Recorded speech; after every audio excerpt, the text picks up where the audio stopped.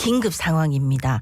왼쪽 2번 탱크에 물이 새고 긴급하게 기울고 있습니다. 2017년 3월 31일 브라질에서 철광석을 싣고 중국으로 향하던 스텔라 데이지호가 한국 선사인 폴라리스 쉬핑에 보낸 메시지입니다. 이 배는 침수 상황을 전달한 뒤 연락이 두절됐고 6년 8개월이 지난 지금도 미수습 선원 22명은 우리 곁으로 돌아오지 못하고 있습니다. 예, 스텔라 데이지호 대책위원회 허경주 부대표 전화 연결돼 있습니다. 나와 계시죠? 네, 안녕하십니까. 예, 안녕하십니까. 말씀을 들으니까 스텔라 데이지호 대책위원회 허경주 부대표님께서는 미수습 선원인 허재용 2등 항해사의 누나가 되신다고요? 네, 맞습니다. 둘째 누나예요. 둘째 누나. 아유, 그동안 정말 오랜 시간이었는데 어떤 마음으로 지내셨을지 벌써 7년이 다 돼갑니다. 참사 이후 지금까지 어떻게 지내셨습니까? 저희는 동생을 찾기 위해서 동생이 왜 돌아오지 못하게 됐는지 그 침몰 원인을 밝히고 책임자들을 찾아내고 처벌받게 하겠다라는 마음으로 지금까지 국회, 정부, 법원 찾아다니면서 계속 싸우고 있는 중입니다. 예. 네. 이게 2017년 일이고 스텔라 데이지호 하면은 벌써 법적으로 다 문제가 끝난 것 아니야? 이렇게 생각하시는 분들 있을 텐데 이제서야 이제 선사의 과실이 밝혀졌습니다. 그 스텔라 데이지호 침몰 참사를 기억하지 못하시는 분들도 있을 것 같아서요. 어떤 참사였는지 말씀해 주실 수 있을까요? 네, 스텔라 데이지호는 유조선을 화물선으로 개조해서 사용하던 철광석 운반선이었어요. 우리나라 선사인 선박 회사인 폴라리스 쉬핑이라는 회사가 운항을 하고 있었고요. 2017년에 브라질에서 철광식을 싣고 운항을 하다가 남대서양에서 아까 같은 메시지를 남기고 갑자기 침몰해버리게 됩니다. 네. 이후 이 선박의 침몰 원인을 밝히기 위해서 저희를 비롯한 시민사회에서 갖은 노력을 했고 대한민국 정부가 2019년 2월에 우리나라 해양 역사상 최초로 심해 수색이라는 것을 실시를 해요. 남대서양의 3,500m 심해 지점을 수색을 해서 선박의 침몰 잔해도 찾아냈고 그리고 무엇보다 그때 당시 유해를 같이 찾아냈습니다. 예. 또 블랙박스도 건져 올렸고요. 하지만 블랙박스는 아쉽게도 손상돼서 제대로 된 침몰 원인을 밝히지 못했고 유해는 수습하지 않은 채로 지금 상황이 그대로 이어지고 있는 겁니다. 네. 자, 제가 근데 지금 이제 이해가 안 되는 게 방금도 말씀하셨지만 1차 심해 수색 2019년 2월에 했고 침몰 위치 확인했는데 일단 블랙박스가 나왔지만 손상이 돼서 원인은 규명하지 못했고 근데 유해를 발견하고도 수습하지 못했다 하는데 이건 왜 그렇게 한 겁니까? 뭐랄까요. 예산 문제죠. 당시 유해가 발견이 되었을 때 너무나도 또렷하게 영상으로 확인을 할 수가 있었기 때문에 저희는 당연히 유해를 수습해야 된다라고 요청을 했는데요. 외교부에서는 예산이 없다라면서 이 유해를 수습해야 되는지 필요성을 검토해보겠다라고 하다가 결국에는 수습하지 않고 그냥 심해 수색을 종료해버렸습니다. 그러니까 수색을 해서 보이는 거예요? 확인은 하신 거예요? 네, 영상으로 찾아낸 거죠. 영상 심해 수색 바닥 해저면 바닥을 영상으로 찍다가 너무 또렷하게 사람의 뼈가 보였어요. 그래서 이게 유해라는 게 완전하게 확인이 됐고 옷이며 그다음에 뼈, 그 골반뼈 이런 것들이 너무 또렷하게 보이는데 수습을 하지 않았습니다. 수색까지는 했지만 이후에 그러면 2차 심해 수색은 이루어지질 않은 거네요. 그죠? 네, 아직까지 이루어지지 않고 있어요. 우리나라 예산을 수립하는 기획재정부에서 군인이나 경찰처럼 나라를 위해서 희생한 사람들이면 모르겠는데 민간인의 이런 참사에까지 국가가 예산을 투입할 수 없다라는 입장입니다. 네. 그동안 진짜 침몰 원인에 대한 명확한 이야기가 나오지 않고 있었는데 이달 초 이제 선사인 폴라리스 쉬핑에 책임이 있다는 부산지방해양안전심판원의 심판 결과가 나왔습니다. 침몰 원인으로 악천후, 과적, 노후 등 7가지 가능성을 이제 면밀하게 살펴본 후에 선사 잘못을 짚어냈던데 어떤 부분인지 좀 더 자세히 설명 부탁드리겠습니다.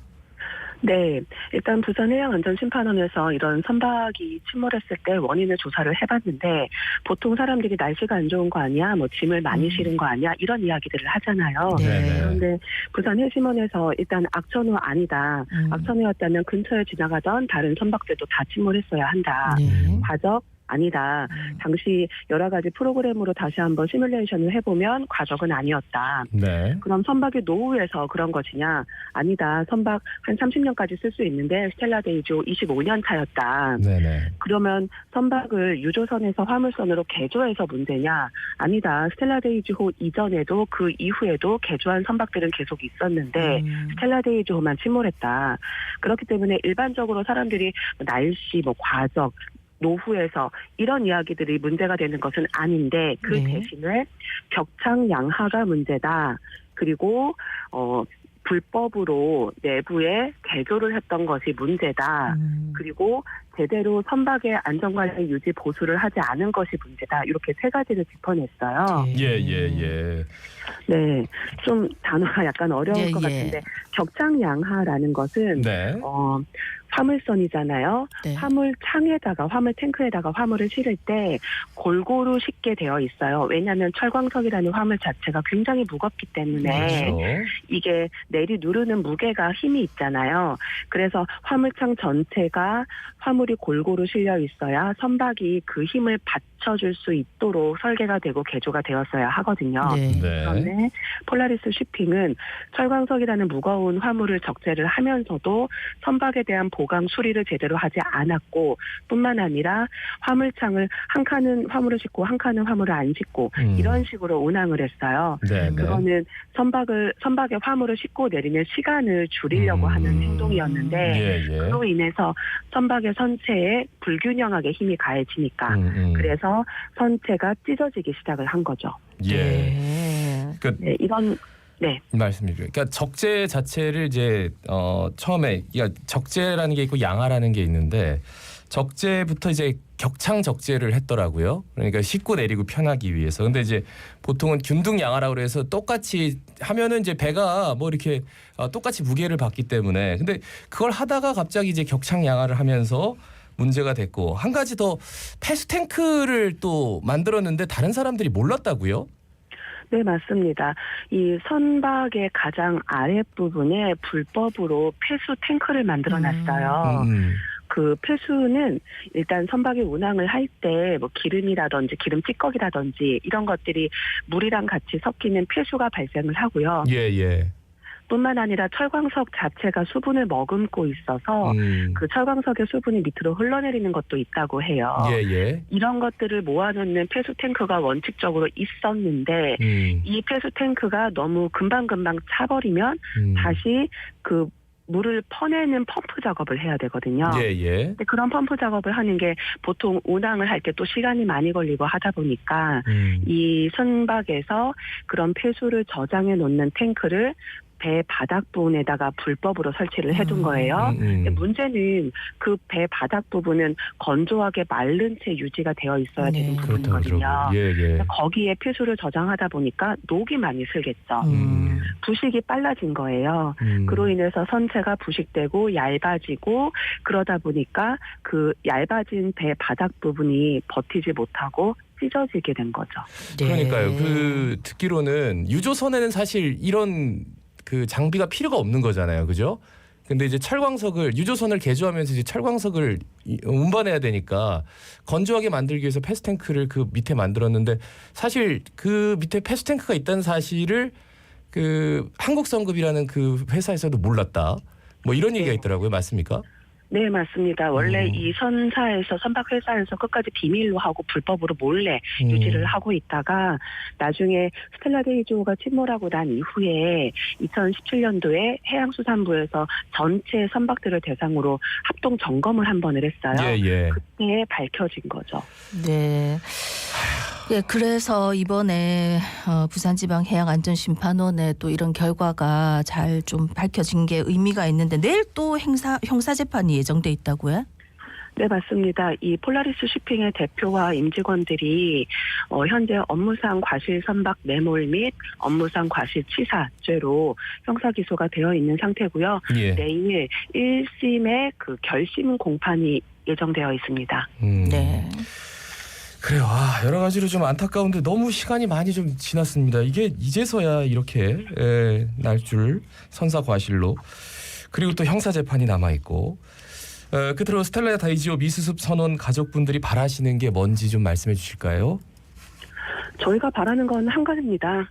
저희 동생이 왜 이렇게 돌아오지 못하게 됐는가, 그 원인을 밝혀내는 거, 그리고 그를 통해서 이 책임을 져야 할 사람들이 책임을 져야 한다는 거, 딱 그건데요. 그러기 위해서는 2차 심해수색이 이루어져야 돼요. 해양심판원에서 원인을 밝혀내기는 했지만 과학적으로 객관적으로 명확하게 원인을 밝혀낼 수 있는 건 심해수색밖에 없거든요. 과학기술은 이미 만들어져 있다는 게 검증이 다 되어 있는 상태고요.